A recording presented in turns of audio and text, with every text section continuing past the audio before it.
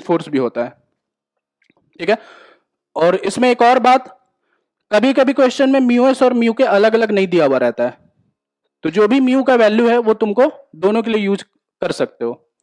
अगर mu S और mu के सेपरेटली अलग अलग नहीं दिया जा रहा है तो दोनों का एक ही वैल्यू एज्यूम करके तुम आगे सॉल्व कर सकते हो। लेकिन अगर हम बिल्कुल स्पेसिफिक होकर के बोले तो म्यू एस की वैल्यू म्यू के से थोड़ा सा ज्यादा ही होता है।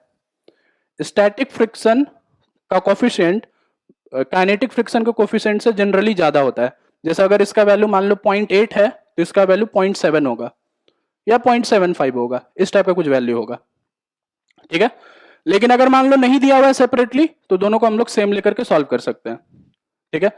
और इसमें एक और लास्ट बात, म्यू की वैल्यू कहां से कहां तक जा सकती है? म्यू की वैल्यू हम लोग कहां से कहां तक ले सकते हैं? म्यू की वैल्यू हम लोग ले सकते हैं 0 से लेकर के इंफिनिटी तक। 0 से लेकर के 1 तक नहीं होता म्यू का वैल्यू, 0 से लेकर के इंफिनिटी तक कुछ भी हो सकता है। इन्फिनाइट वैल्यू भी, मतलब बहुत बड़ा वैल्यू भी पॉसिबल है। जैसे एग्जांपल के तौर पे रोड, जो तुम्हारा रोड हो गया, ये पिच वाला रोड, इसमें जो कोफिशिएंट ऑफ फ्रिक्शन होता है ये 10,000 या 20,000 के आसपास होता है। यहां पे फ्रिक्शन जो है काफी ज्यादा होता है, मतलब कोफिशिएंट ऑफ फ्रिक्शन जो है काफी ज्यादा होता है। हम लोग सवाल हमेशा 0 से 1 के बीच में यूजुअली लेके करते हैं, लेकिन इसका मतलब ये नहीं कि वैल्यू सिर्फ 1 तक है, वैल्यू बहुत बड़ा भी हो सकता है। सो म्यू की वैल्यू जो है 0 से लेकर के इंफिनिटी तक में कुछ भी हो सकता है। सो ये कुछ बेसिक बातें हैं स्टैटिक फ्रिक्शन और काइनेटिक फ्रिक्शन के बारे में, ठीक है।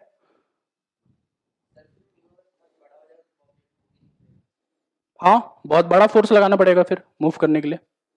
जैसे अगर मान लो एक ब्लॉक है, ठीक है, तुम बिल्कुल रफ सरफेस पे रख दो उसको, पिच वाले रोड पे रख दो प्लेन करने से पहले, तो उसको खींचने में तुमको बहुत दम लगाना पड़ेगा, उसको वो आसानी से मूव नहीं होने वाला। लेकिन जो चक्का होता है, व्हील होता है, उसको मूव कराना आसान होता है, क्योंकि जब हम लोग रोटेशनल डायनामिक्स पढ़ेंगे तब ये हमें देखने को मिलेगा कि फ्रिक्शन जो है प्योर रोलिंग को सपोर्ट करता है। तो व्हील को मूव कराना बहुत ही रिलेटिवली आसान होता है, लेकिन अगर एक प्लेन सरफेस हो, रफ सरफेस पर अगर वो रखा हुआ है तो उसको मूव कराना बहुत ही डिफिकल्ट होता है, ठीक है। वो आगे आएगा जब प्योर रोलिंग में हम लोग बात करेंगे तब, ठीक है। सो इसमें एक अगला केस देखते हैं जो कि है minimum force to slide a block. So मान लो सबसे पहला केस मैं ले रहा हूं, ग्राउंड और ब्लॉक का ये केस, मास एम है और कोफिशिएंट ऑफ फ्रिक्शन जो है वो म्यू दे रखा है, ठीक है। सो अगर इस पे हम लोग बात करें मिनिमम हॉरिजॉन्टल फोर्स की, मिनिमम हॉरिजॉन्टल फोर्स की बात करें जो इसको मूव कराने के लिए चाहिए, तो फोर्स लगाना पड़ेगा यहां पे, फ्रिक्शन लगेगा यहां पे पीछे के डायरेक्शन में। So to move the block F should be greater than equal to friction, इसका मतलब F should be greater than equal to mu N. N की वैल्यू यहां से हम लोग डाल सकते हैं, ये नॉर्मल है, यहाँ पे mg है। सो नॉर्मल की वैल्यू जो होगी यहाँ पे डाला जा सकता है, that is F is greater than equal to mu mg। So horizontal direction में अगर म्यू mg से ज्यादा फोर्स लगाओगे तो ये ब्लॉक जो है मूव करने लगेगा। So minimum horizontal force required is mu mg। अब इसमें एक और दूसरा केस आता है जिसमें सवाल यह आता है कि what is the minimum force required, minimum force required to move the block. ये हॉरिजॉन्टल का केस हो गया, अब मैं इन जनरल बात कर रहा हूं। सो जनरल केस के लिए अगर सिर्फ सवाल में यह बोला जाए कि what is the minimum force required, so minimum force के लिए हम लोग फोर्स लगाते हैं यहां पे किसी एंगल थीटा पे। सो इसमें तुमने क्लास में पढ़ा होगा कि एफ कॉस थीटा जो है इसको मूव कराने के लिए यूज होता है, और एफ साइन थीटा जो है नॉर्मल कम करने के लिए यूज होता है। सो यहां पे जो फोर्स की वैल्यू आती है, क्या आती है वो वैल्यू, किसी को याद है? मिनिमम फोर्स यहां पे कितना चाहिए होता है मूव कराने के लिए? वैल्यू, वैल्यू क्या होता है?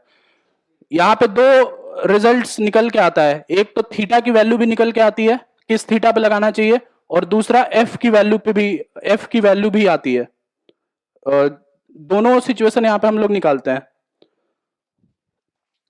अगर डेरिवेशन नहीं देखा तो जल्दी से डेरिवेशन देख लेते हैं। एफ कॉस थीटा जो है वो greater than equal to mu N होना चाहिए, क्योंकि यहां पे तुम्हारा फ्रिक्शन लग रहा है।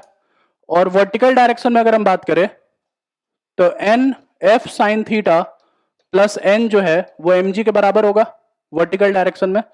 सो यहां से नॉर्मल की वैल्यू अगर हम डालें, so F cos theta should be greater than equal to mu times m g minus F sine theta. So F को उधर ले जाओ, सो एफ बाहर कॉमन आ जाएगा और अंदर बचेगा cos theta plus mu sine theta is greater than equal to mu M G. So F की वैल्यू यहां से मिलेगी mu M G by cos theta plus mu sine theta. ये सबसे जनरल एक्सप्रेशन आया एफ का। अब अगर अपने को अब यहां पे मिनिमम फोर्स चाहिए तो यहां पे बाकी सारी चीजें कांस्टेंट है, एक थीटा जो है यही वेरिएबल है, थीटा अपने को नहीं पता है और एफ भी नहीं पता अपने को। सो हम लोग यहाँ पे मैक्सिमा मिनिमा का कॉन्सेप्ट यूज कर सकते हैं, D F by D theta निकालो और उसको जीरो के बराबर करो। उसको जीरो को बराबर करने पे तुमको थीटा की एक वैल्यू मिल जाएगी। उस थीटा पे जब तुम फोर्स लगाओगे तो फोर्स की वैल्यू तुमको वहां पे मिनिमम मिलेगी। तो डिफरेंशिएट करने पे यहां पे थीटा की वैल्यू मिलती है tan theta is equal to mu. tan theta is equal to mu मिलेगा यहां पे डिफरेंशिएट करने के बाद after differentiation. So tan theta को जब यहां पे पुट करोगे तो f की वैल्यू जो मिलेगी greater than equal to mu M G by under root of 1 plus mu square होगा। ये है तुम्हारा मिनिमम फोर्स, और इस मिनिमम फोर्स को जब इस थीटा पे लगाओगे तो ये ब्लॉक जो है मूव कर जाएगा। सो इस फोर्स की वैल्यू जो है उस हॉरिजॉन्टल फोर्स से कम है जो अभी अभी हमने जस्ट निकाला था। वहां पे हॉरिजॉन्टल वाले केस में जो मिनिमम फोर्स आया था वो म्यू एम जी आया था, उस म्यू एम जी से ये किसी भी दिन कम होगा। So this is the minimum force and this is the theta at which force should be applied to move the block. So ये दो केसेस हैं तुम्हारा ब्लॉक को स्लाइड करने के लिए, ठीक है। चलो आगे बढ़ते हैं। अच्छा, इसमें एक और चीज आता है, जैसे हम लोगों ने जो फोर्स लगाया इधर लगाया, बहुत सारे बच्चे ये बोल सकते हैं कि सर इधर हम फोर्स लगाए तो क्या दिक्कत है, इधर से फोर्स लगाए थीटा एंगल पे तो क्या दिक्कत है। ये वाला केस और ये वाला केस दोनों बराबर नहीं है।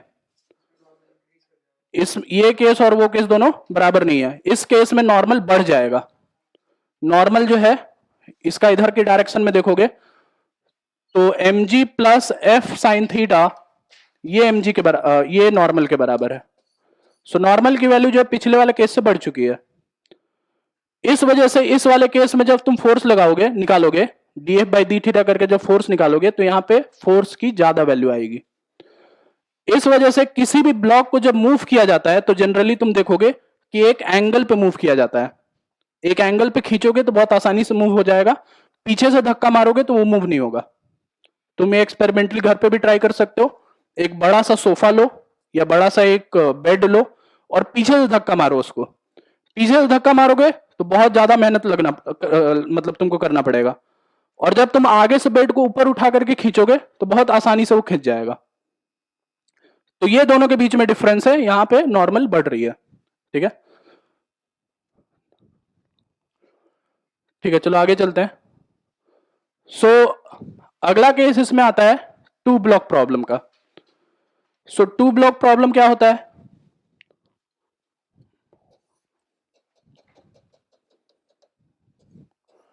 मान लो एक ब्लॉक है, उसके ऊपर एक दूसरा ब्लॉक है।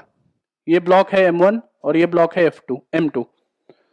यहां पे मान लो कोफिशिएंट ऑफ फ्रिक्शन कुछ μn है और यहां पे कोफिशिएंट ऑफ फ्रिक्शन कुछ μ2 है, ठीक है। और इस पे दोनों में से किसी एक पे फोर्स लगाया जा रहा है, कहीं पे भी फोर्स हो सकता है। मान लो मैं फोर्स लगा रहा हूं ऊपर। सो टू ब्लॉक प्रॉब्लम में हम लोग यूजुअली ये फिगर आउट करते हैं कि क्या ये दोनों ब्लॉक जो है एक साथ चलने वाले हैं कि अलग अलग एक्सेलरेशन के साथ चलने वाले हैं। दोनों एक साथ चलेंगे तो कब चलेंगे और दोनों अलग अलग चलेंगे तो कब चलेंगे। तो यहाँ पे कुछ स्टेप्स हैं जो हम फॉलो करते हैं ये जानने के लिए कि दोनों अलग अलग चलेंगे कि दोनों साथ में चलेंगे। सो सबसे पहला स्टेप है इसमें कि मान लो कि दोनों एक साथ चल रहे हैं, दोनों कॉमन एक्सेलरेशन के साथ चल रहे हैं, दोनों एक ही साथ चल रहे हैं। Assume that both are moving with same acceleration and find out the common acceleration and find out common acceleration. मान लो कि दोनों एक ही एक्सेलरेशन से चल रहे हैं और उस कॉमन एक्सेलरेशन को निकाल लो। जैसे कि अगर मान लो इसमें हम कॉमन एक्सेलरेशन निकाले तो क्या होगा, ये दोनों एक साथ चल रहा है, यहां पे फोर्स लग रहा है F, एक नीचे से यहां पे फ्रिक्शन लगेगा FR1, इसकी वैल्यू क्या होगी μ1 m1 प्लस m2 इंटू जी, यहां पे जो नॉर्मल है वो m1 प्लस m2 जी है, so mu times m1 plus m2 into g है। सो एक्सेलरेशन की वैल्यू यहां पे निकलेगी m1 plus m2 into a is equal to F minus FR1। इस इक्वेशन से तुम कॉमन एक्सेलरेशन निकाल लोगे, कॉमन एक्सेलरेशन यहां पे निकल जाएगा। ये पहला स्टेप है। दूसरे स्टेप में क्या करोगे, इस एक्सेलरेशन के हेल्प से इन दोनों के बीच में जो फ्रिक्शन लग रहा है उसकी वैल्यू कैलकुलेट करोगे। सो calculate the value of friction between m1 and m2 using ए का यूज करके m1 और m2 के बीच में तुम ये वैल्यू कैलकुलेट करोगे फ्रिक्शन की। अगर ये फ्रिक्शन इसके काइनेटिक फ्रिक्शन से कम आता है या बराबर आता है, इन दोनों के बीच में जो भी काइनेटिक फ्रिक्शन लग रहा है उस काइनेटिक फ्रिक्शन के बराबर या कम आता है, तो हम ये बोल सकते हैं कि दोनों एक साथ चलेगा। जो यहां पे फ्रिक्शन कैलकुलेट करोगे, अगर वो फ्रिक्शन इन दोनों के काइनेटिक फ्रिक्शन से कम या बराबर होता है तो दोनों साथ में चलने वाला है, तुम्हारा इक्वेशन वहीं पे सॉल्व हो गया। लेकिन अगर ये वैल्यू इस काइनेटिक फ्रिक्शन से ज्यादा आ गया, इसका मतलब यह है कि ये दोनों अब साथ में नहीं चलने वाला, ये दोनों अलग अलग चलेगा। सो अलग अलग एक्सेलरेशन आएगा और अलग अलग एक्सेलरेशन निकालने के लिए तुमको तीसरे स्टेप पे जाना पड़ेगा। सो तीसरा स्टेप क्या होगा, so if friction calculated is less than equal to friction maximum, both blocks move together with A, both blocks move together with A। लेकिन अगर ये दोनों अलग अलग चला है तो स्टेप नंबर 3 पे आएगा तुम्हारा बात, if friction calculated is greater than friction maximum, तो अब क्या करोगे, इसके इन दोनों के बीच में लगाओगे काइनेटिक फ्रिक्शन, लगा करके इसका एक्सेलरेशन अलग निकालोगे और इसका एक्सेलरेशन अलग निकालोगे। अप्लाई काइनेटिक फ्रिक्शन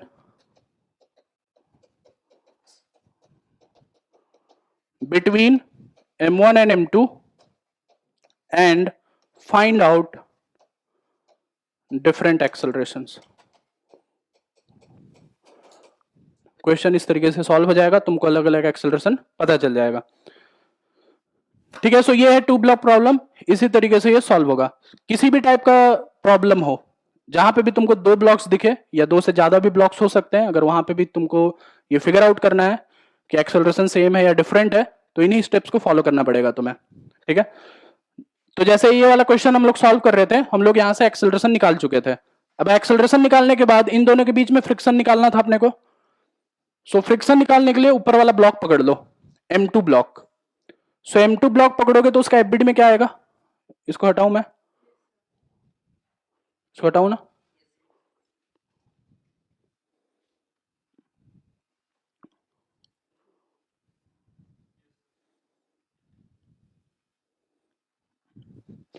ऊपर वाले ब्लॉक को पकड़ लो M2 को, यहां पे लग रहा है F, सो यहां पे लगेगा फ्रिक्शन मैक्सिमम मतलब काइनेटिक फ्रिक्शन, सॉरी यहां पे अपने को अभी कैलकुलेट करना है, तो यहां पे फ्रिक्शन बस लिख लो और इसका एक्सेलरेशन A है। सो मैं इसके लिए इक्वेशन लिख सकता हूं F minus FR is equal to M2 into A। So ये जो वैल्यू आएगा फ्रिक्शन का, ये आएगा F minus M2 into A। ये तुम्हारा कैलकुलेटेड फ्रिक्शन है।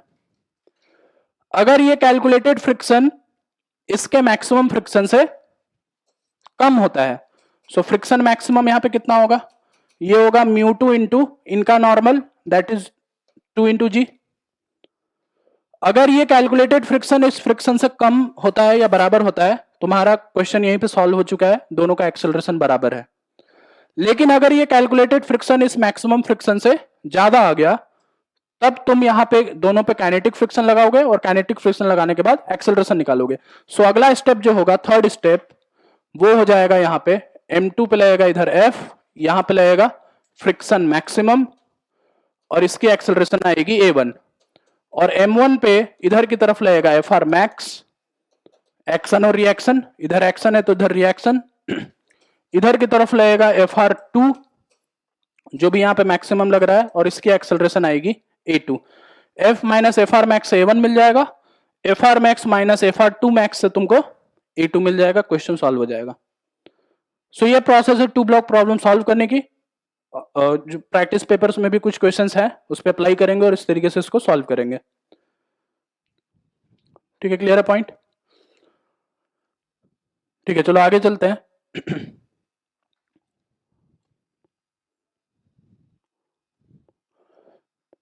ठीक है, सो लास्ट इसमें आता है बैंकिंग ऑफ रोड्स। ठीक है, तो बैंकिंग ऑफ रोड्स के बारे में सबको पता ही है। बैंकिंग का मतलब क्या होता है? रोड को एक साइड से एलिवेट कर दिया जाता है, थीटा एंगल पर उसको एक एलिवेशन दे दिया जाता है। सो एलिवेशन देने का फायदा क्या होता है? एलिवेशन देने का ये फायदा होता है कि अगर वो रोड कहीं पे सर्कुलर टर्न पे प्रेजेंट है, कहीं पे सर्कुलर टर्न है और गाड़ी को उस सर्कल पे घूमना है, तो इस एलिवेशन की हेल्प से वो ज्यादा स्पीड से उस एलिवेशन पे घूम सकता है। जैसे नॉर्मली अगर फ्लैट रोड है तो फ्लैट रोड में एक लिमिटेड वैल्यू तक ही वो घूम सकता है सर्कल पे, लेकिन जैसे तुम एलिवेट करोगे तो एक वेलोसिटी जो है उसको एक इंक्रीमेंट मिलेगा, जिस इंक्रीमेंट के साथ वो मूव कर सकता है उस सर्कल पे। फ्लैट रोड पे अगर मान लो मैक्सिमम स्पीड वो मान लो 50 किलोमीटर पर आवर पे जा सकता है, तो एलिवेटेड रोड पे वो 80 किलोमीटर पर आवर तक जा सकता है। सो बैंकिंग का फायदा इस तरीके से मिलता है उसको। ठीक है, तो अगर हम सबसे पहले फ्लैट रोड की बात करें, फ्लैट रोड में कितना मैक्सिमम वेलोसिटी तक वो जा सकता है? जैसे मान लो ये रोड है और यहां पे एक सर्कुलर टर्न है जिसका रेडियस r है। ठीक है, तो सर्कल पे घूमने के लिए उसको सेंट्रिपिटल फोर्स की रिक्वायरमेंट है। ये सेंट्रिपिटल फोर्स देगा इसको फ्रिक्शन। इस फ्लैट रोड पे नॉर्मल और mg ये वर्टिकल डायरेक्शन में, वर्टिकल प्लेन में है, और एक फ्रिक्शन ही इकलौता फोर्स है जो इसके हॉरिजॉन्टल प्लेन में है। तो हॉरिजॉन्टल प्लेन में होने की वजह से फ्रिक्शन ही इसको सिर्फ सेंट्रिपिटल दे सकता है। सो मैक्सिमम वेलोसिटी यहां पे जो होगा, friction is less than equal to mu N, और फ्रिक्शन सेंट्रिपिटल दे रहा है, so mv square by R is less than mu N. So v की वैल्यू हो जाएगी mu N into R upon M, N की वैल्यू mg डालो, so v is less than mu G R. So maximum velocity जो यहां पे वो achieve कर सकता है वो है म्यू आर जी का रूट, म्यू आर जी का रूट। इससे ज्यादा वेलोसिटी से अगर वो सर्कल पे टर्न होने गया तो वो टेंजेंशियली बाहर निकल जाएगा, उसका एक्सीडेंट हो जाएगा। इससे ज्यादा वेलोसिटी से वो नहीं घूम सकता। ठीक है, सो इस वेलोसिटी को लिफ्ट करने के लिए हम लोग इसका बैंकिंग करते हैं, और बैंकिंग करने के बाद ये स्पीड जो बढ़ती है। सो बैंकिंग के केस में सबसे पहला केस आता है विदाउट फ्रिक्शन का केस। अगर बिना फ्रिक्शन से अगर वो मूव करना चाहे तो किस स्पीड से वो मूव कर सकता है? सो ये बैंक रोड का एक साइड व्यू बनाया मैंने थीटा एंगल पे, और जो तुम्हारा व्हीकल है वो इस सर्कल पे घूम रहा है, यहां पे सर्कल है। सो ये जा रहा है इधर से और ऐसे टर्न हो रहा है। ठीक है, ऊपर से नीचे नहीं जा रहा है या नीचे से ऊपर नहीं जा रहा है, ये ऊपर ऊपर ऐसे क्रॉस हो रहा है, इस तरीके से यहाँ पे मूवमेंट हो रहा है इसका। सो अगर यहाँ पे फ्रिक्शन अभी नहीं लग रहा है तो यहाँ पे एक लग रहा है फोर्स नॉर्मल और यहाँ पे लग रहा है mg। सो नॉर्मल का कंपोनेंट इसको सेंट्रिपिटल देगा। सो ये अगर थीटा है तो ये एंगल है 90 minus theta. So n sine theta is equal to mv square by R, और वर्टिकल डायरेक्शन में n cos theta is equal to mg। दोनों को डिवाइड करो, tan थीटा की वैल्यू मिल जाएगी तुमको v square by R G. इसका मतलब यहां पे जो वेलोसिटी ये अचीव कर सकता है वो है root R G tan theta. अगर बैंक रोड पे बिना फ्रिक्शन के अगर मूव करना है तो एग्जैक्टली इसी वेलोसिटी पे तुमको मूव करना होगा। इस वेलोसिटी से कम पे अगर आए तो फ्रिक्शन लगना स्टार्ट हो जाएगा, और इस वेलोसिटी से अगर ज्यादा वेलोसिटी पे गए तो फिर से फ्रिक्शन लगना स्टार्ट हो जाएगा। इसका मतलब यह है कि यहां पे एक अपर विंडो मिलेगा और एक लोअर विंडो मिलेगा। उस अपर विंडो से ज्यादा वेलोसिटी से तुम मूव नहीं कर सकते हो, और इस लोअर विंडो से नीचे की वेलोसिटी पे मूव नहीं कर सकते हो। सो बैंकिंग के केस में तुमको वेलोसिटी ज्यादा तो मिलती है, लेकिन एक विंडो भी मिलता है तुम्हें। एक मैक्सिमम वेलोसिटी से ऊपर जाने पे भी दिक्कत है और एक मिनिमम वेलोसिटी से नीचे आने पे भी दिक्कत है। फ्लैट रोड में ऐसा दिक्कत नहीं है। फ्लैट रोड में मिनिमम वेलोसिटी 0 अचीव किया जा सकता है और maximum velocity root mu R G achieve किया जा सकता है। तो 0 पे तुम रह सकते हो फ्लैट रोड पे, लेकिन अगर तुम यहां पे 0 पे अगर रहे तो नीचे स्किड करने लगोगे। जो ट्रक्स और बस वगैरह होती है वो टर्न्स पे, सर्कुलर टर्न्स पे, इस वजह से सबसे ज्यादा एक्सीडेंट होता है उनका। कहीं पे भी देखना, जो मेजर एक्सीडेंट्स का रीजन जो होता है वो सर्कुलर टर्न ही होता है। ट्रक ऐसे चलते चलते पलट जाती है, क्योंकि मिनिमम वेलोसिटी, उस वेलोसिटी से वो जैसे ही नीचे आती है वो वैसे ही लुढ़क के गिर जाता है इस तरीके से। इस वजह से बैंकिंग का पॉजिटिव पार्ट ये है कि वेलोसिटी बढ़ती है, लेकिन निगेटिव पार्ट ये भी है कि एक मिनिमम वेलोसिटी से नीचे नहीं आ सकते। अगर मिनिमम वेलोसिटी से नीचे आओगे तब भी तुम्हें दिक्कत होगी। सो मैक्सिमम वेलोसिटी जो यहां पे मिलेगा तुम्हें, मैक्सिमम वेलोसिटी जो तुमको मिलेगा, ये यहां पे चल रहा है, यहां पे नॉर्मल लग रहा है, यहां पे mg लग रहा है। सो मैक्सिमम वेलोसिटी के लिए बताओ क्या होगा? फ्रिक्शन किधर लगेगा, ऊपर लगेगा कि नीचे लगेगा? फ्रिक्शन का डायरेक्शन क्या होगा? मैक्सिमम वेलोसिटी चाहिए मुझको इसको मूव कराने के लिए, नीचे लगेगा कि ऊपर लगेगा? ये लगेगा नीचे के डायरेक्शन में। नीचे के डायरेक्शन में लगेगा। नॉर्मल और फ्रिक्शन का दोनों का कंपोनेंट इधर की तरफ मिलेगा। ये अगर थीटा है तो ये एंगल थीटा है और ये एंगल जो है 90 माइनस थीटा है। So N sine theta plus F R cos theta is equal to M V square by R, और वर्टिकल डायरेक्शन में N sine theta minus F R N cos theta minus F R sine theta is equal to M g. For maximum velocity F R is equal to mu N डाल दो for maximum velocity. इसको mu N डालते ही तुम्हें v की maximum value मिल जाएगी, जो कि मिलेगी under root of R G tan theta plus theta R, जहां पे टैन थीटा आर की जो वैल्यू है वो म्यू के बराबर है। सॉल्व करने के बाद ये तुम्हारा एक्सप्रेशन आएगा। वैसे ही जब मिनिमम वेलोसिटी का केस निकालोगे तो फ्रिक्शन लगेगा ऊपर, फ्रिक्शन लगेगा ऊपर, और ऊपर डालने के बाद फिर से एफ आर की वैल्यू म्यू एन के बराबर रख देना। सो मिनिमम वेलोसिटी की वैल्यू यहां पे मिलेगी V minimum is equal to under root of R G tan of theta minus theta R, जहां फिर से टैन थीटा आर जो है वो म्यू के बराबर है। सो बैंक रोड पे इस विंडो में हमेशा मूव करना होता है। इससे नीचे जाओगे तब भी दिक्कत है, इससे ऊपर गए तब भी दिक्कत है। सो ये ओवरऑल बैंकिंग ऑफ रोड्स है, और बैंकिंग ऑफ रोड्स के सारे केसेस हैं। ठीक है, सो यहाँ पे ये तुम्हारा थ्योरी पार्ट यहाँ पे कंप्लीट होता है। कुछ डाउट है तो बताओ। फ्रिक्शन में सबसे पहले बेसिक डेफिनेशन, फिर उसके बाद स्लाइडिंग का केस देखा हमने, मिनिमम फोर्स स्लाइड करने का, उसके बाद टू ब्लॉक प्रॉब्लम देखा, टू ब्लॉक प्रॉब्लम के बाद ये बैंकिंग ऑफ रोड्स देखा है। ठीक है, तो इसमें कहीं पे भी कुछ दिक्कत है तो बताओ। ऊपर की तरफ, ऊपर की तरफ मिनिमम अगर वो होगा तो ये नीचे गिरने लगेगा ना, तो फ्रिक्शन क्या करेगा, उसको नीचे गिरने से बचाएगा, तो फ्रिक्शन ऊपर के डायरेक्शन में लगेगा। और जब वो मैक्सिमम जा रहा है तो फ्रिक्शन नीचे के डायरेक्शन में लगेगा। ठीक है, सो कुछ डाउट है तो बताओ, नहीं तो क्वेश्चन सॉल्व करना स्टार्ट करते हैं। सबके पास प्रैक्टिस पेपर है ही। क्वेश्चन नंबर 1 to 5 सॉल्व करो सबसे पहले। उसमें किस रिस्पेक्ट में? ऊपर ऊपर जो चलती है वो तो नॉर्मल की वजह से चलती है, फ्रिक्शन की वजह से बस नीचे गिरने से बचता है। बाकी जो स्पीड अटेन करता है वो नॉर्मल की वजह से अटेन करता है।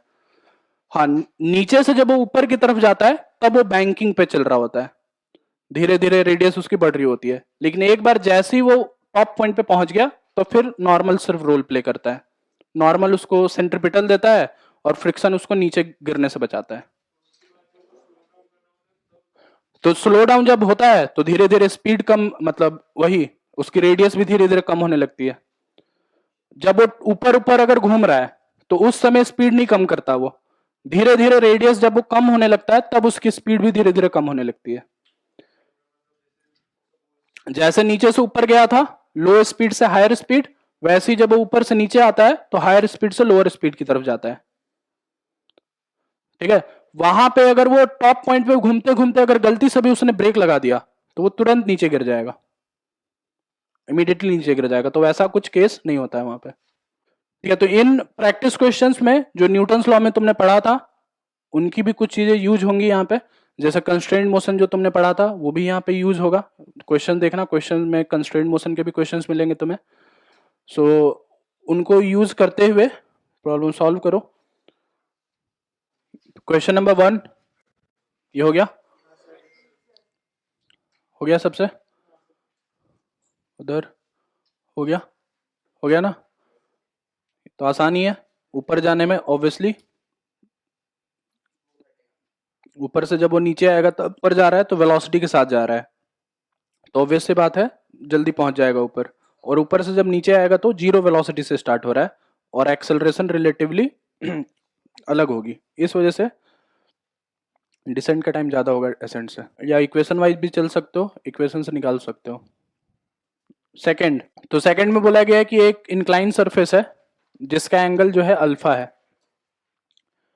ऊपर का पार्ट स्मूथ है और नीचे का पार्ट जो है रफ है, और स्मूथ और रफ लेंथ का रेशियो है m/n, तो मैं इस लेंथ को m के मान लेता हूं कुछ और इस लेंथ को n के मान लेता हूं कुछ, रेशियो देखो m/n है, ठीक है। सवाल में ये बोला जा रहा है कि ये जीरो वेलोसिटी से इस पॉइंट से स्टार्ट हो रहा है और नीचे पहुंचते पहुंचते तक फिर से वेलोसिटी जीरो हो जा रही है, ये दिया गया अपने को। तो सबसे पहले इस पॉइंट से लेकर के इस पॉइंट तक इक्वेशन लगाओ। इनिशियल वेलोसिटी पता है अपने को, लेंथ पता है अपने को, एक्सेलरेशन पता है अपने को, तो V square minus U square equal to 2s इधर लगा सकते हैं अपन पहले पार्ट में। सो यहां से यहां के लिए V square minus 0 is equal to 2s that is 2g sine alpha into M के, ये स्मूथ पार्ट के लिए हो गया। अब रफ पार्ट के लिए, रफ पार्ट के लिए इस पॉइंट पे वेलोसिटी v से स्टार्ट होगा और लास्ट पे पहुंचते पहुंचते तक ये फिर से जीरो हो जाएगा, और यहां पे एक्सेलरेशन अपने को पता है फिर से g साइन अल्फा नीचे की तरफ है और फ्रिक्शन ऊपर की तरफ है, सो फ्रिक्शन कितना लगेगा यहाँ पे mu M g cos theta that is mu N मतलब mu M g cos theta. So इसका मतलब ऊपर की तरफ जो रिटार्डेशन प्रोड्यूस होगा वो होगा mu g cos theta. So इस पार्ट के लिए final velocity zero, initial velocity v square is equal to retardation जो होगा वो g sine alpha minus mu g cos alpha हो जाएगा इंटू एन के, दोनों को डिवाइड कर दो, दोनों को डिवाइड कर दो, और अपने को क्या चाहिए, कोफिशिएंट ऑफ फ्रिक्शन चाहिए, म्यू चाहिए, म्यू की वैल्यू मिल जाएगी तुम्हें। सो इन दोनों को डिवाइड करने पे इधर लेफ्ट साइड में क्या मिलेगा तुम्हें, ये वैल्यू आएगा तुम्हारा -1, 2 कटा, g हर जगह से कट गया, k हर जगह से कट गया, सो ऊपर वैल्यू बचेगा m साइन अल्फा और नीचे बचेगा sine alpha plus mu minus mu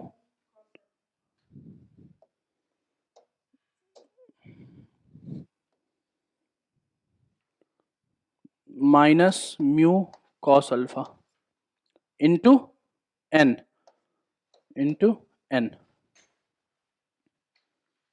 ठीक है। इसको ऊपर भेज दो, उधर जब भेजोगे इसको यहां पे सॉल्व कर रहा हूं मैं, ठीक है। सो ये वाला टर्म हो जाएगा -n sine alpha plus mu N cos alpha is equal to m sine alpha, इसको इधर ले आओ। सो म्यू की वैल्यू हो जाएगी m plus n sine alpha divided by n cos alpha, so m plus n by n into tan alpha, so option A correct हो जाएगा। सो इस तरीके से ये क्वेश्चन सॉल्व होगा। Next question number 3।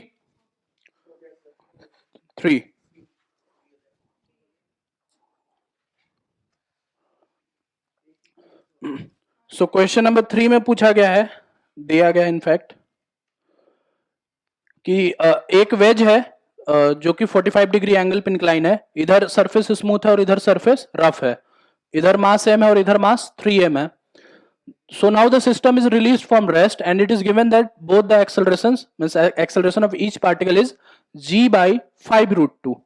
g by 5 root 2 दोनों का acceleration है. तो टेंशन इन द स्ट्रिंग पूछा गया है. तो ऑब्वियस सी बात है ये इधर की तरफ नीचे जाएगा और ये ऊपर की तरफ जाएगा. ठीक है, अपने को टेंशन निकालना है सिर्फ. सो यहां पे t लगा दो, इसका एक्सेलरेशन अपने को पता ही है g बाई 5 रूट 2 है. इधर वाले पार्ट पे ही फोकस करो सिर्फ अपने को, क्योंकि सिर्फ टेंशन की वैल्यू निकालनी है. सो इधर वाले के लिए इक्वेशन बनेगा t minus M ji sine 45 is equal to M A, that is M G by 5 root 2. बस इसको इधर ले आओ, आंसर मिल गया. अगर तुम इधर वाले पे फोकस करोगे तो तुमको फिर फ्रिक्शन भी निकालना पड़ जाएगा. तो फ्रिक्शन निकालने की जरूरत ही नहीं है, डायरेक्टली ये तुम्हारा आंसर हो जाएगा. ठीक है, क्लियर है. तो बहुत बड़ा क्वेश्चन था लेकिन कुछ था नहीं इसमें ऐसा कुछ. Next question number 4.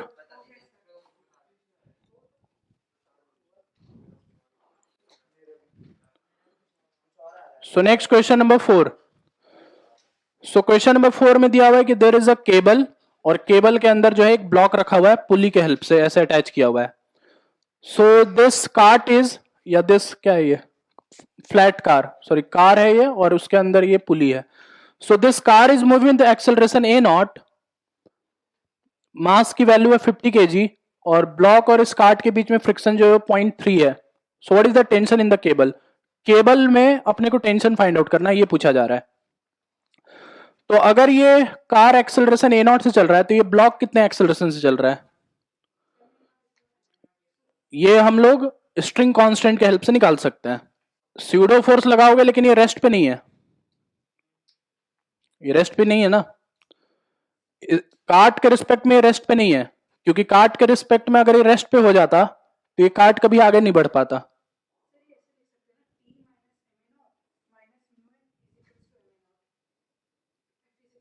हाँ, तो वो एक्सेलरेशन अभी नहीं पता ना अपने को कि इसके रिस्पेक्ट में कितना एक्सेलरेशन है, वो कैसे पता करेंगे कि ये नॉट ही है. वो तो स्यूडो फोर्स हो गया. और इसका एक्सेलरेशन, उसके रिस्पेक्ट में उसका एक्सेलरेशन क्या है वो नहीं दिया हुआ है ना. तुमने इधर टेंशन लगा दिया, पीछे स्यूडो फोर्स लगा दिया, पीछे फ्रिक्शन लगा दिया, ये 3 फोर्सेस पता चल गए, लेकिन इसका एक्सेलरेशन कितना है वो तो नहीं पता अभी. तो वही एक्सेलरेशन अपन का निकलेगा इससे स्ट्रिंग कांस्टेंट से. तो स्ट्रिंग कांस्टेंट का बेसिक फंडामेंटल इक्वेशन लगाओ. ये लेंथ L1 है, ये लेंथ L2 है. So L1 dot plus L2 dot is equal to 0. L1 का एक लेंथ इधर है जो कि फिक्स है, मतलब वो 0 वेलोसिटी से आगे बढ़ रहा है, और L1 का दूसरा लेंथ जो है, दूसरा पार्ट जो है वो इस पुली पे है. पुली काट के पुलिस काट के साथ जो एक्सेलरेशन ए नॉट से चल रहा है. तो क्या ये वाला पॉइंट भी एक्सेलरेशन ए नॉट से ही चल रहा है. अब बताओ ये एक्सेलरेशन इस लेंथ को बढ़ा रहा है कि घटा रहा है, प्लस ए नॉट. और L2 के लिए, L2 के लिए मान लो कि इसका एक्सेलरेशन इधर की तरफ A1 है. अब बताओ L2 की वैल्यू क्या होगी.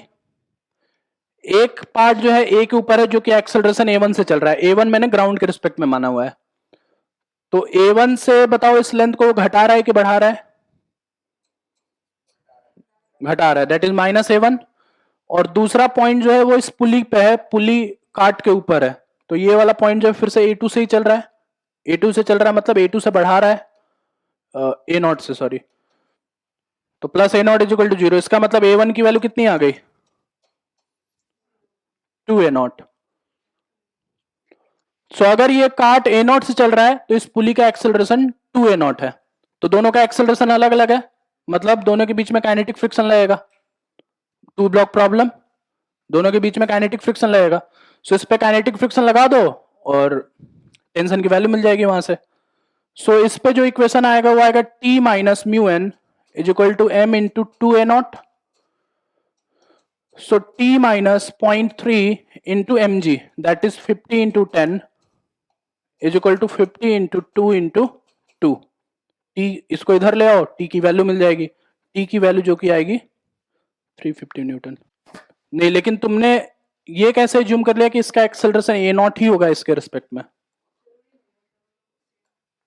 मतलब वो ए नॉट ही क्यों होगा, वो उसका मतलब क्या श्योरिटी क्या है, तो उसका श्योरिटी तब मिलेगा जब तुम स्ट्रिंग कांस्टेंट यूज करोगे। स्ट्रिंग कांस्टेंट लगाने के बाद आप बोल सकते हैं कि हाँ उसके रिस्पेक्ट में ए नॉट होगा। A1 with respect to ground लिया था मैंने, इस वजह से उसके लिए -A1 लिखा था और इस पॉइंट के लिए +A0 लिखा था। सो क्वेश्चन नंबर 5 में बोला गया है कि there is a rope with some portion hanging, so the rope start to slide when 25% of the portion is hanging. So ये टेबल है, मान लो यहां पे 25% जो है रोप ऐसे हैंग हो रहा है और बाकी जो है यहां पे ऐसे है। तो अगर टोटल मास m है तो क्या ये m/4 मास है और इधर का मास 3m/4, ठीक है। तो ये जो पुल हो रहा है नीचे, किस फोर्स की वजह से पुल हो रहा है, ये mg की वजह से पुल हो रहा है, ये ग्रेविटी लग रहा है। तो इस पॉइंट पे जो टेंशन होगा, क्या इस टेंशन की वैल्यू भी इधर वाले mg के बराबर ही होगा? इस पॉइंट का जो टेंशन होगा वो mg के बराबर ही होगा, मतलब T = m/4g। अब इस वाले पार्ट पे कौन सा और फोर्स लग रहा है, इस वाले पार्ट पर फ्रिक्शन। तो जस्ट मूविंग का कंडीशन दिया जा रहा है, तो क्या T की वैल्यू इस फ्रिक्शन के बराबर होगी? सो T का वैल्यू फ्रिक्शन के बराबर भी होगी, जस्ट मूव करने वाला कंडीशन है। सो इस वजह से mg/4 = फ्रिक्शन का मैक्सिमम वैल्यू, क्योंकि जस्ट मूव हो रहा है, that is mu into N. Mu into N मतलब mu into 3mg/4, mg/4 cut गया, सो म्यू की वैल्यू कितनी आ गई, मतलब करेक्ट ऑप्शन हो गया ये क्वेश्चन नंबर 5। चलो देखो question number 6। So question number 6 में बोला गया है कि ए और बी जो ब्लॉक है ये दोनों एक साथ चल रहे हैं। मतलब क्वेश्चन में दिया हुआ है कि block B is connected to block C by means of a pulley. Block B और सी का कनेक्शन है। So what is the minimum value of block C, mass of block C, so that block A remains stationary with respect to B. C की minimum value बतानी है जिससे कि ए और B जो है दोनों एक साथ चले, या फिर ए के रिस्पेक्ट में जो बी है या बी के रिस्पेक्ट में जो ए है वो स्टेशनरी रहे। तो स्टेशनरी रहने का मतलब यही है कि ये दोनों साथ में चल रहा है। स्टेशनरी रहने का मतलब यही हुआ ना कि ये दोनों साथ में चलने वाला है। तो इन दोनों को सिस्टम मान लो और साथ में चला दो, तो इसका मास कितना हो गया टोटल 10m। इसका मास कैपिटल M मान लो। सो इस पे ये एक्सेलरेशन ए से नीचे चलेगा और ये एक्सेलरेशन ए से इधर चलेगा। सो इसके लिए इक्वेशन क्या बनेगा, mg - t = ma, और उसके लिए t = 10m × a। वो दोनों सिस्टम बन गया तो दोनों के बीच में जो भी फ्रिक्शन है वो इंटरनल फोर्स बन गया। इंटरनल फोर्स बन गया तो T = 10 ma हो गया। सो यहां से अपन a की वैल्यू निकाल सकते हैं, दोनों को जोड़ दो। सो mg = 10m + m × a की वैल्यू आ गई यहां से। अब इस चीज का यूज करते हैं कि a और b जो दोनों जो है साथ में चल रहे हैं। सो b के रिस्पेक्ट में a को देखो, with respect to b a को देखो, तो इस पे एक स्यूडो फोर्स लगेगा क्योंकि ये एक्सेलरेटिंग फ्रेम है b। स्यूडो फोर्स लगेगा पीछे के डायरेक्शन में, मतलब यहां पे फोर्स लगेगा कितना है, 8m। 8m है। नीचे के डायरेक्शन में यहां पे mg लगेगा, दैट इज 8mg। यहां पे नॉर्मल लगेगा और ऊपर के डायरेक्शन में एक फ्रिक्शन लगेगा। b a का 8m है, b का 2m है। सो इस वजह से 8m है, 8mg normal and friction. So with respect to b a will be at rest. So अगर ये रेस्ट पे है तो नॉर्मल की वैल्यू 8ma हो गई और फ्रिक्शन की वैल्यू 8mg हो गई। तो मिनिमम कंडीशन के लिए क्या मैं फ्रिक्शन को μn रख सकता हूं। सो यहां पे इक्वेशन बनेगा तुम्हारा mg = friction maximum, that is mu into N, और n की वैल्यू है तुम्हारा 8ma के बराबर। a की वैल्यू उठा के इधर से इधर रखो, बस कैपिटल M की वैल्यू मिल जाएगी। सो तुम्हारा इक्वेशन दिखेगा देयरफॉर ये है 8mg। Therefore 8mg = mu times 8m into mg by 10m plus capital M। 8m से 8m कट गया, इसको इधर ले आओ और रीअरेंज कर लो। तो रीअरेंज करोगे तो कैपिटल M की वैल्यू मिल जाएगी जो कि मिलेगी इसमें मिलेगी 10m बाई म्यू -1, ये डी आंसर आ जाएगा तुम्हारा। सो स्यूडो फोर्स और फ्रिक्शन दोनों का कॉन्सेप्ट यहाँ पे मिक्स था, इस तरीके से होगा। ठीक है, नेक्स्ट क्वेश्चन नंबर 7। ये हो गया ना, ये तो बहुत ही आसान क्वेश्चन है। कंपोनेंट में ब्रेक करो, नॉर्मल की वैल्यू निकल जाएगी और P प्लस क्यू के कंपोनेंट को फ्रिक्शन के बराबर कर दो। ठीक है, क्वेश्चन नंबर 8। सो क्वेश्चन में दिया गया है कि एक बीट जो है इस इक्वेशन पे या इस पाथ पे मूव कर रहा है। तो बोला, पूछा ये जा रहा है कि मैक्सिमम कितने हाइट तक ये जा सकता है जहां पे इसको इक्विलिब्रियम मिलेगा। यही पूछा गया, the highest distance above x axis at which the particle will be in equilibrium. So y की वैल्यू बेसिकली अपने को निकालनी है। ठीक है, तो y की वैल्यू निकालनी है, तो इस पॉइंट पे अगर मैं यहां पे स्लोप बनाऊं तो ये एंगल थीटा होगा। So tan theta is the slope, वो इसके डिफरेंशिएशन से मिल सकता है। So X square is equal to A Y है, इसको डिफरेंशिएट करो। So 2x is equal to A into D Y by D X. So D Y by D X की वैल्यू आ गई 2x बाई ए, ये तुम्हारा tan थीटा है। अब इक्विलिब्रियम के लिए इस पे लगने वाला नेट फोर्स 0 के बराबर होना चाहिए। तो इस पे कौन कौन से फोर्सेज हैं? एक तो यहां पे नॉर्मल लग रहा है, एक यहां पे mg लग रहा है, और क्या एक इसी लाइन पे फ्रिक्शन लग रहा है। ठीक है, नॉर्मल इसके परपेंडिकुलर, फ्रिक्शन इसी लाइन पे और mg नीचे। तो mg को दो कंपोनेंट में ब्रेक कर दो। यहां पे नॉर्मल और फ्रिक्शन ऑलरेडी 90 डिग्रीज पे है, तो इसको ब्रेक करने की जरूरत नहीं है। mg जो है बस वो अलग एंगल पे है।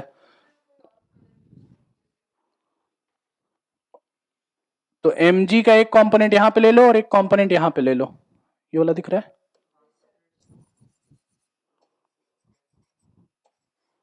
ठीक है, सो ये अगर थीटा है तो mg का इधर वाला कंपोनेंट mg cos थीटा और mg का इधर वाला component mg sin theta. So normal की वैल्यू हो गई mg cos थीटा के बराबर और फ्रिक्शन की वैल्यू हो गई mg sin थीटा के बराबर। इसको मैं म्यू इंटू एन भी लिख सकता हूं, हाईएस्ट डिस्टेंस निकालने के लिए फ्रिक्शन की मैक्सिमम वैल्यू। दोनों को डिवाइड कर दो, इसको इधर के साथ, इसको इधर के साथ। So 1 by mu is equal to cos theta by sine theta. इसका मतलब tan थीटा की वैल्यू आ गई म्यू के बराबर। सो tan थीटा अगर म्यू है तो उसको डालो इधर, 2x by A is equal to mu, मतलब x की वैल्यू आ गई म्यू ए बाई 2। सो ये तुम्हारा x का वैल्यू मिला, तो इस x से तुम्हारा मैक्सिमम डिस्टेंस मिल जाएगा। डिस्टेंस एबव x एक्सिस निकालना है, मतलब y की वैल्यू निकालनी है। सो y की वैल्यू कितनी हो जाएगी? एक्स स्क्वायर बाई ए। सो ये हो जाएगा mu A square by 4a, मतलब ये हो जाएगा 1/4 म्यू स्क्वायर इंटू ए। सो करेक्ट ऑप्शन होगा तुम्हारा सी। अगर तुम x तक ही रुक जाओगे तो फिर ये गलती से टिक करके आ जाओगे। y निकालना है, x नहीं निकालना है, y निकालना है, y की वैल्यू होगी। ठीक है, question number 9। So question number 9 में बोला जा रहा है कि यहां पे एक प्लैंक है। सो प्लैंक है और प्लैंक जो है वो मूव कर सकता है ए और बी पे। It can slide on A and B, ये दिया हुआ है क्वेश्चन में। The plank can slide against the supports without friction because of its weight. ठीक है, ये दिया हुआ है। सो पूछा यह जा रहा है कि with what acceleration and in what direction a man should move so that plank doesn't move. इस आदमी को किधर चलना चाहिए और कितने एक्सेलरेशन से चलना चाहिए such that a plank rest पे रहे। तो सबसे पहले तो ये पता करते हैं कि आदमी को किधर चलना चाहिए।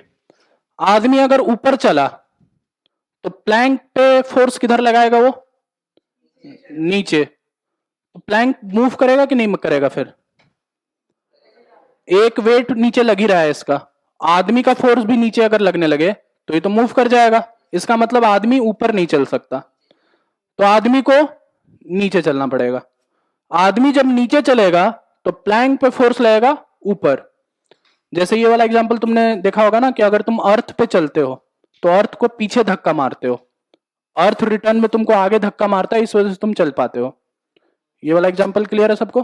तुम अर्थ को पीछे धक्का मारोगे तभी अर्थ तुमको बाहर आगे की तरफ फेंकेगा।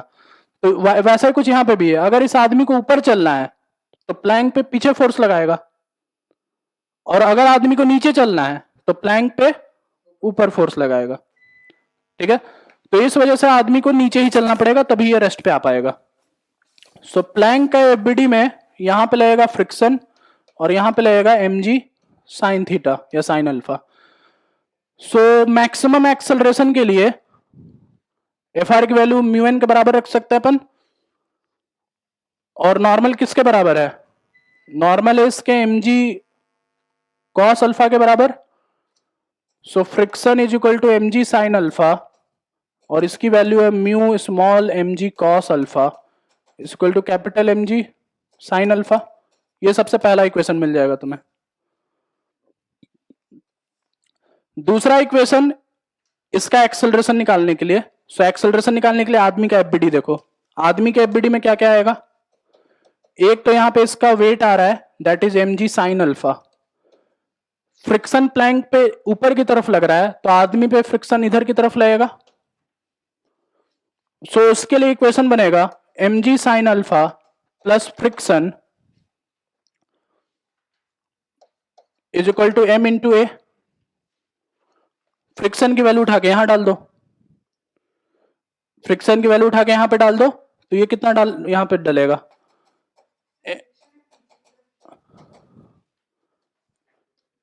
क्योंकि प्लैंक ऊपर, आदमी के लिए नीचे। So mg sine alpha plus capital mg sine alpha is equal to m है। m को नीचे ले आओ, m को नीचे ले आओ और g साइन अल्फा कॉमन ले लो, तो क्या एक्सप्रेशन मिलेगा? g sine alpha into bracket में m plus capital m by small m, मतलब ये ऑप्शन मिल जाएगा तुमको, बी वाला ऑप्शन। a की वैल्यू आ जाएगी यहां से g sine alpha m plus capital m by small m, इसको डाल दो ऊपर, डिवाइड कर दो, डिवाइड करोगे तो ये 1 और ये m प्लस m, मतलब करेक्ट ऑप्शन बी। सो इस तरीके से क्वेश्चन सॉल्व होगा, इस तरीके से आंसर आएगा इसका। नेक्स्ट क्वेश्चन नंबर 10, टी की वैल्यू रखनी है, बस टी की वैल्यू इस एक्सेलरेशन में डाल देना, वहां से फ्रिक्शन की वैल्यू मिल जाएगी तुम्हें, या वो भी करने की जरूरत नहीं है। F is equal to 1.8t दे रखा है, 2.85 तक ये स्टैटिक में है, तो mu into N is equal to 1.8 into 2.85,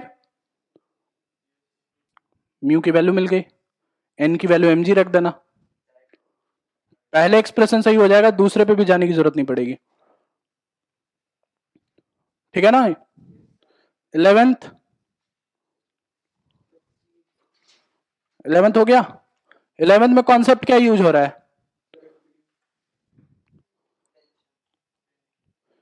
जो 2 kg ब्लॉक पे जो है 20 न्यूटन लग रहा है, ठीक है, तो सबसे पहले फ्रिक्शन उसको रोकेगा, जितना उसका मैक्सिमम फ्रिक्शन है उस तरीके से वो रोकेगा। तो पहले वाले में 2 kg वाले में मैक्सिमम फ्रिक्शन है तुम्हारा 20 न्यूटन, कितना है ये 0.2 इंटू 2 4 न्यूटन, 0.2 mg, 0.2 mg मतलब 4 न्यूटन,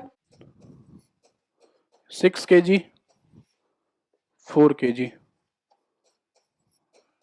2 kg, यहां से 20 न्यूटन लगाया जा रहा है। सो यहां पे म्यू है 0.2, यहां पे भी म्यू है 0.2, यहां पे भी म्यू है 0.2। सो यहां पे मैक्सिमम फ्रिक्शन जो लग सकता है वो 4 न्यूटन, तो 20 में से 4 न्यूटन इसको कवर करने में चला गया। अब पीछे वाले पे आते हैं, यहां पे मैक्सिमम फ्रिक्शन जो लग सकता है वो कितना है 8 न्यूटन, तो 4 इसमें खत्म हो चुका था, 8 और खत्म हो गया, मतलब 12 खत्म हो चुका है। और लास्ट में यहां पे मैक्सिमम फ्रिक्शन कितना हो सकता है 12, तो 12 प्लस 8 20 प्लस 24, क्या ये 20 न्यूटन इसको मूव करा पाएगा? मूव नहीं करा पाएगा, यहां पे आते आते इसका दम जो है टूट जाएगा, मतलब मूव नहीं करा पाएगा ऑब्वियसली। तो 20 में से 4 यहां पे खत्म हो गया, 20 में से फिर सॉरी कितना 16 में से 8 यहां पे खत्म हो गया, बचा 8, तो 8 बचा, तो यहां पे कितना टेंशन आएगा, तो 4 न्यूटन यहां पे खत्म हो गया, 8 न्यूटन यहां पे खत्म हो गया, तो इस वाले पार्ट में कितना फोर्स इफेक्टिवली यहां पे आएगा 8 न्यूटन, तो यही तुम्हारा आंसर हो जाएगा। फ्रिक्शन एडजस्ट होकर के 8 पे ही रहेगा और टेंशन की वैल्यू 8 के बराबर होगी, सो करेक्ट आंसर 8 न्यूटन होगा, नहीं 8 होगा, 8 होगा, उसका करेक्ट कर लो। रीजन ये है कि 20 न्यूटन में से 4 न्यूटन यहां पे चला गया कवर करने में, अब यहां पे बढ़ा फोर्स पीछे, तो फिर 8 न्यूटन यहां पे खत्म हो गया, तो 12 न्यूटन यहां पे निपट गया, तो फोर्स इफेक्टिवली इस पॉइंट पे कितना बचा, 8 न्यूटन। तो ये 8 न्यूटन इस फ्रिक्शन को कवर करने में चला गया, इसलिए ओवरऑल सिस्टम मूव नहीं हुआ। सो फ्रिक्शन की भी वैल्यू अगर पूछी जाती कि इस पे कितना फ्रिक्शन लग रहा है, तो वो 8 होता, इस पे कितना फ्रिक्शन लग रहा है, वो 8 होता, इस पे कितना फ्रिक्शन लग रहा है, 4 होता। तो इस तरीके से सारे आंसर्स होंगे, करेक्ट आंसर ए होगा। ऑप्शन करेक्ट कर लेना अगर ऑप्शन गलत है तो। ठीक है, 12 टू 15 करो। क्वेश्चन नंबर 12 हो गया ये। वही तरीका वही है, सबसे पहले कॉमन एक्सेलरेशन निकालो, फिर 4 kg और 5 kg के बीच में फ्रिक्शन निकालो। वो फ्रिक्शन अगर म्यू इंटू 4g से अगर ज्यादा होता है तो दोनों अलग अलग चलेगा, और कम होता है तो दोनों साथ में चलेगा। तो ये दोनों क्या हो रहा है, साथ में चल रहे हैं, कैसा हो रहा है। सो मैक्सिमम एक्सेलरेशन 4 kg का कितना हो सकता है, उसमें मैक्सिमम फ्रिक्शन लगा दो, उसको m इंटू ए के बराबर कर दो उसके एफबीडी में। ठीक है, क्वेश्चन नंबर 13।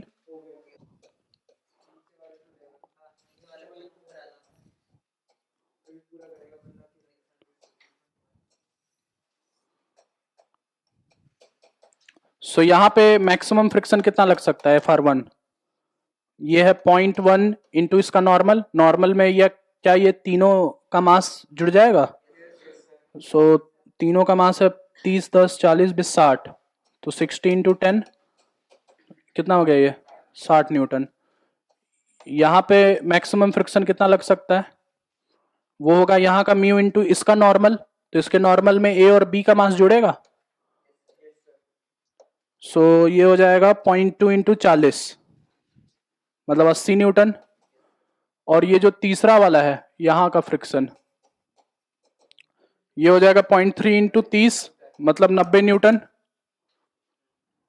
90 न्यूटन। ठीक है, सो अगर मैं एफ की वैल्यू 90 रखूंगा तब ये इसके ऊपर स्लाइड करेगा, लेकिन जब मैं 90 रखूंगा तब तक ये बी और ये सी दोनों स्लाइड कर चुका होगा। ऐसे सोच के देखो कि सी को स्लाइड करने के लिए कितना चाहिए फोर्स, 60 न्यूटन चाहिए, 60 न्यूटन चाहिए, मतलब इस पे अगर इसको इधर 60 न्यूटन मिल जाए तो ये चलने लग जाएगा। तो ये अगर 60 है तो इस पे पीछे की तरफ 60 लगेगा, इस पे आगे की तरफ 60 लगेगा, मतलब एफ की वैल्यू 60 हो सकती है इसको चलाने के लिए। बस नीचे वाले को चला दो, बस 60 न्यूटन आंसर हो जाएगा। अगर सवाल में ये बोला जाता कि ए को चलाना है बी पे, तब तो कम से कम 90 न्यूटन लगाना पड़ जाता तुम्हें, तब वो चलता, नहीं तो नीचे वाले को चला दो, उससे आंसर मिल जाएगा। ये है तुम्हारा क्वेश्चन नंबर 13। क्वेश्चन नंबर 14 हो गया, ये हो गया। सेम एक्सेलरेशन आएगा, क्यों दोनों पे सेम एक्सेलरेशन आएगा, दोनों पे सेम फोर्स लगने वाला है, mg sign theta minus mu mg दोनों पे लगेगा। ये करके देख लो, नीचे वाले पे भी करके देख लो और ऊपर वाले पे भी करके देख लो। नीचे वाले बी वाले ब्लॉक पे इंक्लाइन प्लेन का mu into 2mg cos theta लगेगा, लेकिन ए की वजह से एक आगे फ्रिक्शन उसको मिलेगा जो कि म्यू mg कॉस थीटा होगा, तो दोनों को मिलाओगे तो ultimately mu mg cos theta ही रहेगा। सो ब्लॉक ए और ब्लॉक बी दोनों पे नीचे के डायरेक्शन में जी साइन थीटा लग रहा है और ऊपर के डायरेक्शन में म्यू जी कॉस थीटा लग रहा है, इस वजह से दोनों का एक्सेलरेशन हमेशा ही सेम होगा। ऑप्शन नंबर ए सही हो सकता था, लेकिन अगर वो थीटा ग्रेटर देन बोलता, थीटा ग्रेटर देन अगर वो tan इनवर्स म्यू होता तब वो मूव करता, इस वजह से ए गलत हो रहा है, बाकी डी तुम्हारा ऑप्शन है। क्वेश्चन नंबर 15, क्वेश्चन नंबर 15 भी सेम इसी कॉन्सेप्ट पे है। M1 और M2 दोनों पे फोर्स देखो, दोनों पे बराबर फोर्स लगेगा हर समय, इसका स्यूडो फोर्स लगाओ इस पे, सॉरी फोर्स की बात बोल रहा हूं, एक्सेलरेशन दोनों का सेम होगा।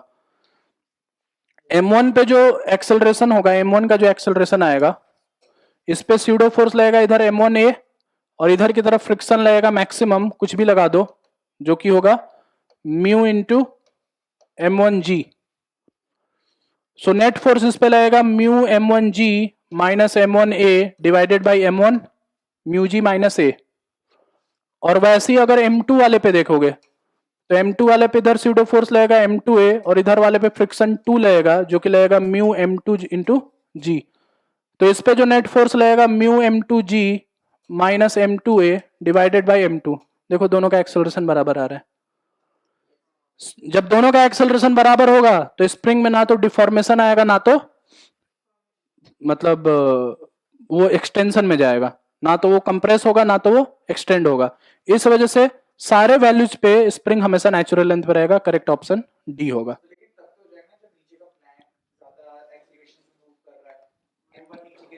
दोनों के लिए तब भी बराबर ही होगा।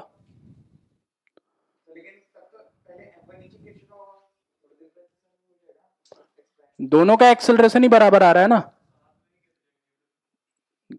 गिरेंगे ही नहीं, वो दोनों वहीं पे प्लैंक पे बने रहेंगे, क्योंकि स्प्रिंग ना तो कभी स्ट्रेच होगा ना तो कभी एक्सटेंड होगा, मतलब कंप्रेस होगा। तो वो जहां है वहीं का वहीं बना रहेगा, इस वजह से स्प्रिंग कभी मूव करेगा ही नहीं।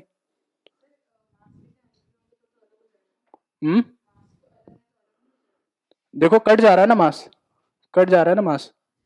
म्यू की वैल्यू अलग अलग होती तब ये स्ट्रेच या वो हो जाता, कंप्रेस हो जाता, लेकिन म्यू की वैल्यू दोनों के लिए सेम है, इस वजह से फर्क नहीं पड़ेगा यहाँ पे। ठीक है, तो सिंगल ऑब्जेक्टिव करो अब। हाँ, क्वेश्चन नंबर 16।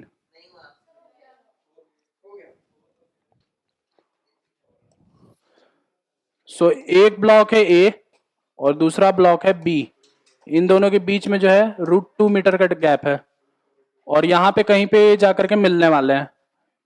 तो पूछा जा रहा है कि कितने टाइम के बाद ये मिलेंगे, यही पूछा जा रहा है।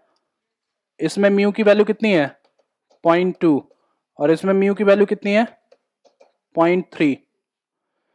सो मान लो ये डिस्टेंस x है, तो a को कितना चलना पड़ेगा √2 plus X, S is equal to U T plus half A T square लगा दो दोनों के लिए। u का वैल्यू 0 है, दोनों के लिए रिलीज किया जा रहा है रेस्ट से, तो 0 u का value.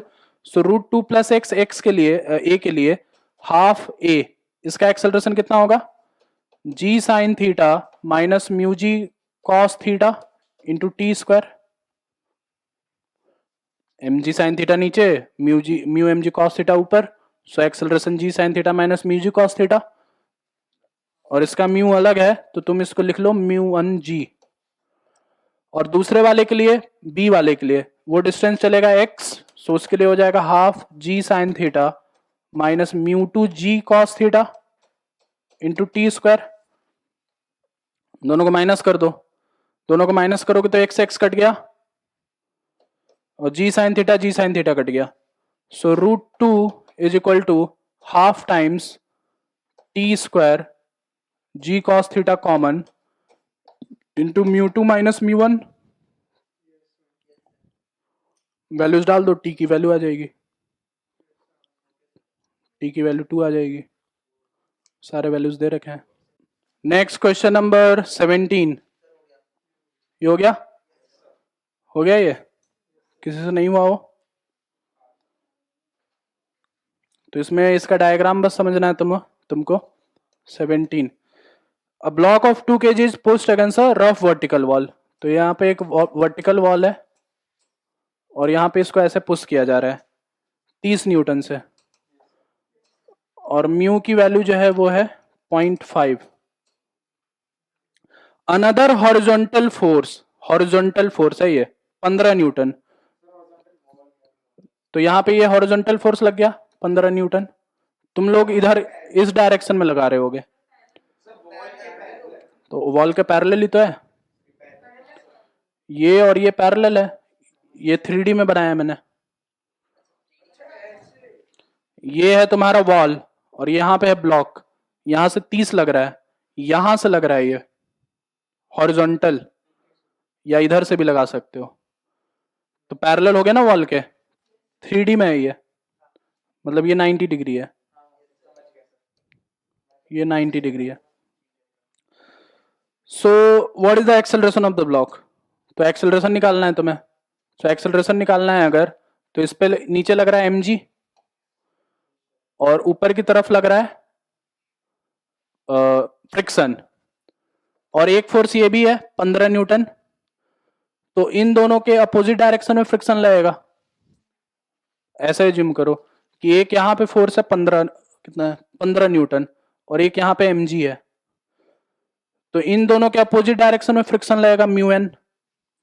So net force minus mu N equal to M है, ए की वैल्यू आ जाएगी। कर लोगे? अब डायग्राम बस इमेजिन करना था यहां पे। Next question number 18, pseudo force लगाना है, स्यूडो फोर्स लगा के सॉल्व करना है। टाइम निकल जाएगा स्यूडो फोर्स लगाओगे तो। ट्रक जो है एक्सेलरेट हो रहा है 2 मीटर पर सेकंड स्क्वायर से, तो इधर की तरफ एक्सेलरेट हो रहा है, मतलब स्यूडो फोर्स पीछे, और 40 किलो ब्लॉक पे फ्रिक्शन किधर लगेगा? स्यूडो फोर्स के डायरेक्शन में कि किधर? स्यूडो फोर्स के अपोजिट, मतलब जिधर ट्रक चल रहा है उधर ही ये फ्रिक्शन भी चलेगा। 2 ब्लॉक प्रॉब्लम, ट्रक को नीचे रोकेगा और ऊपर वाले ब्लॉक को आगे ले जाएगा। तो pseudo force minus friction is equal to M है। ए आ गया, डिस्टेंस 5 मीटर चला दो गिराने के लिए, S is equal to U T plus half A T square लगा दो, टाइम आ गया, उस टाइम को ट्रक में डाल दो, उसका डिस्टेंस आ जाएगा। हाँ वही है ना, स्यूडो का कॉन्सेप्ट इज रिलेटिव का कॉन्सेप्ट। ट्रक के रिस्पेक्ट में जब तुम ब्लॉक को देखोगे तो स्यूडो फोर्स ही लगेगा, वही तो है रिलेटिव का कॉन्सेप्ट। नहीं समझ में आ रहा है? इस ब्लॉक पे पीछे स्यूडो फोर्स लगा एम ए, यहाँ पे फ्रिक्शन लगा इधर, ये है म्यू एन के बराबर, इसका एक्सेलरेशन कुछ A dash. So M A minus mu N is equal to M A dash, A dash की वैल्यू आ गई। इसको चलाना है 5 मीटर गिराने के लिए, तो 5 मीटर चला के टाइम आ जाएगा S equal to U T plus half A T square. इसी टाइम को ट्रक में डाल दो, उसमें S equal to U T plus half A T square लगा दो, उसका डिस्टेंस आ जाएगा, क्वेश्चन सॉल्व हो जाएगा। एग्जैक्ट 20 आएगा एकदम। 19, 20 एंड 21 ये क्वेश्चन कर लेना। अब अगली, या नहीं होगा तो मेरे को भेज देना, मैं तुमको सॉल्यूशन भेज दूंगा इसका, ठीक है। सो क्लास यहीं पे एंड करते हैं, ठीक है, अगली क्लास में मिलेंगे।